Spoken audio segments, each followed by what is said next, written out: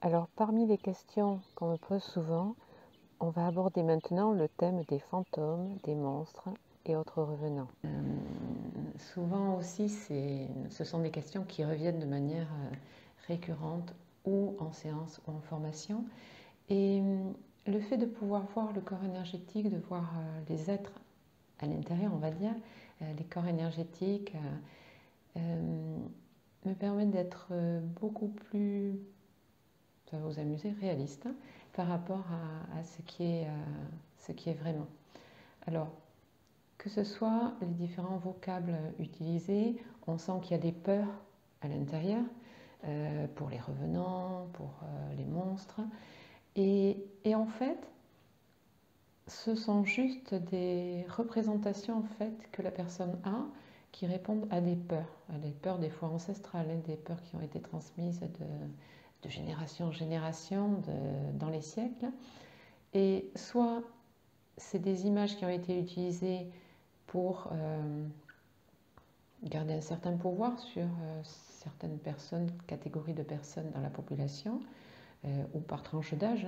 Un enfant, on dit qu'il y a un monstre s'il sort. Donc ça va permettre de préserver l'enfant pour éviter qu'il ait certains soucis, mais également ça va limiter certaines personnes avec la peur de sortir la nuit, avec la peur, l'appréhension, voire la peur panique, d'aller dans certains endroits en étant seul, etc. Donc, quand on voit vraiment le corps énergétique, en fait, le corps énergétique tel qu'il est à l'intérieur de votre corps physique est d'un beau blanc magnifique. C'est vraiment, il est hyper lumineux, il éclaire chaque cellule du corps. Et d'ailleurs, contrairement à plein de représentations selon laquelle l'aura est juste autour, une enveloppe dans laquelle il y a le corps physique, quand on voit bien, comme je peux le voir, le corps énergétique, en fait, chaque cellule est baignée et la trame même de chaque cellule, c'est de l'énergie. Et le corps énergétique est à l'intérieur et rayonne vers l'extérieur. C'est important de le savoir pour la suite de ce que je vais vous expliquer, parce qu'en fait, quand quelqu'un croit voir un fantôme, c'est peut-être simplement un corps énergétique, enfin un corps, oui c'est un fantôme si on veut dire, mais oui c'est quelqu'un qui n'a plus de corps physique, mais c'est pas quelqu'un de méchant parce que dès que la personne n'a plus que le corps énergétique, donc qualifié fantôme ou âme, etc., la personne perd complètement ou abandonne complètement les émotions dites négatives, de colère, enfin, toutes les émotions qu'on peut qualifier de négatives quand elles sont à outrance. Donc, elle n'a plus ces émotions négatives. Elle n'est plus méchante, elle n'est plus ci, elle n'est plus là. Et donc, en face de vous, vous avez un corps énergétique pur, avec des émotions pures. Donc, il n'y a aucun risque avec ce type de personne, on va dire. Donc, fantôme, âme, revenant, ok.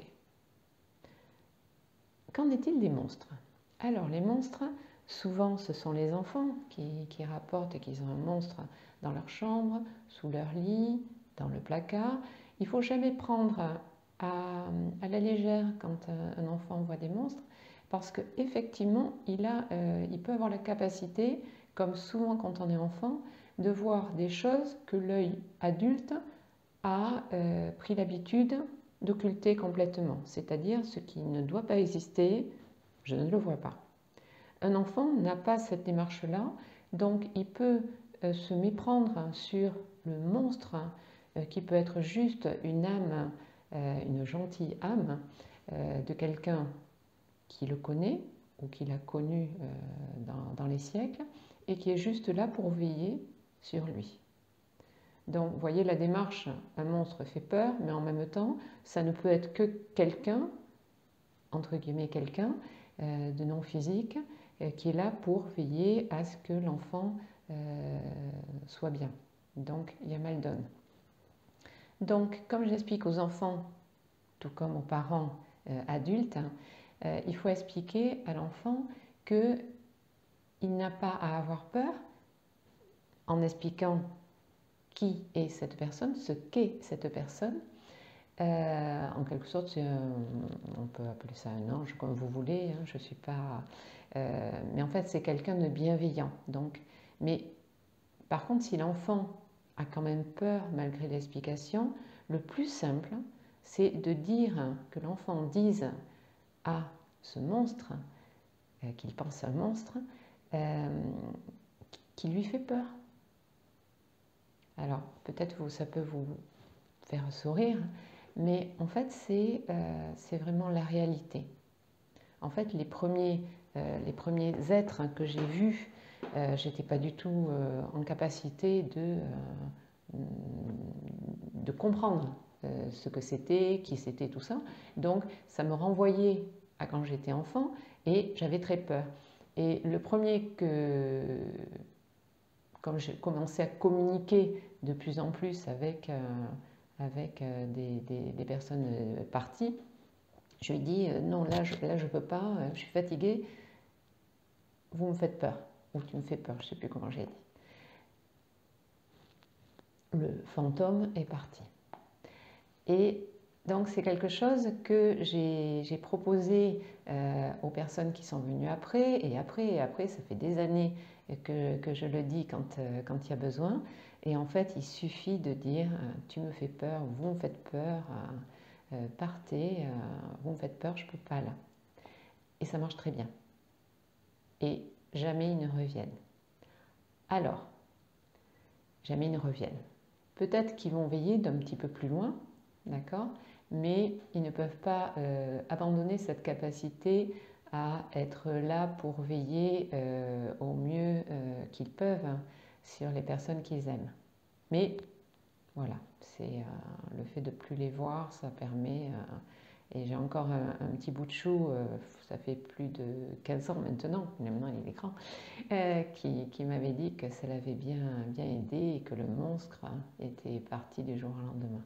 Donc vous voyez, c'est quelque chose de très important et en plus, l'enfant, comme il a cette capacité, il a gardé cette capacité peut-être à voir tout cela, ça va lui permettre de rester dans l'ouverture et ne pas penser qu'il voit des choses qui n'existent pas alors que bon, c'est là, ça existe.